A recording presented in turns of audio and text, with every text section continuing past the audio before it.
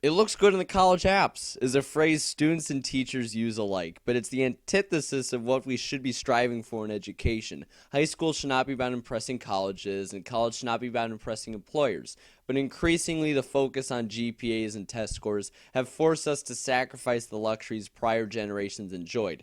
Instead of acting like kids and on our own delving into the subjects that we enjoy as individuals, we now take classes to please others, with those that stray from this norm being punished with lower grades and a lower on paper image.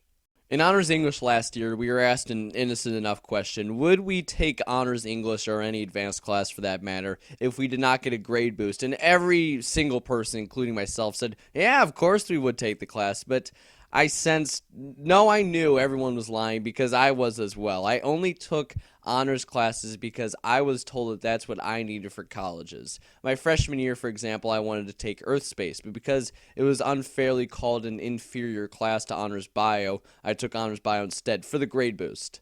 Not because I wanted to, but because that was the only way for me to stay competitive with the so-called smart kids of the grade.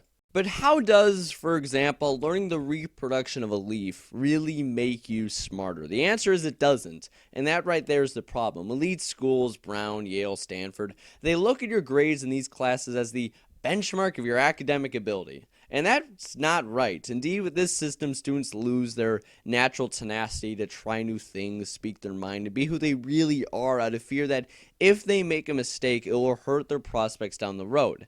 That's the sad part. Kids playing it safe, because in our minds, that's what it takes. Play it safe. If we take the classes we love and be ourselves, orchestra, cooking, dance, our true interest, we really just get a lower GPA. And what message does that send us? We lose our inspiration, and really, education without inspiration is only a recipe for desperation. Desperation which leads to cheating, inattentiveness, and sometimes just giving up, which is a shame because every great invention, speech, movie, artwork, they were created by people who were given the freedom to pursue what they love, not because of a GPA, but out of pure joy.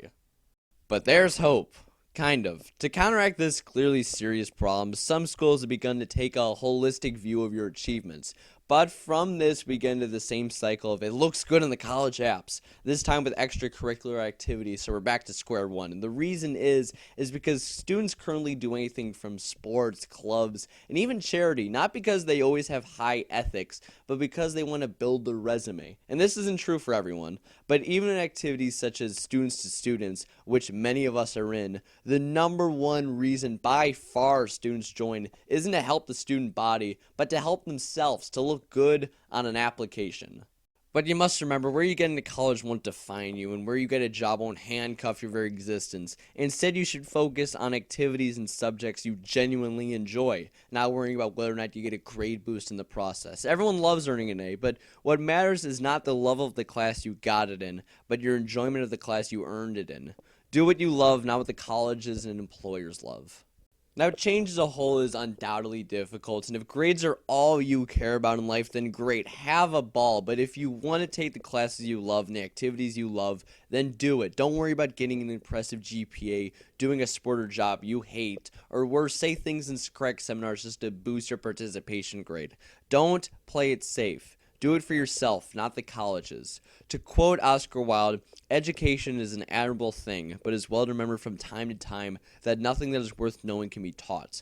In other words, do what you love and you'll learn infinitely more than from just staring at a textbook. And even simpler, do what you love and happiness will follow.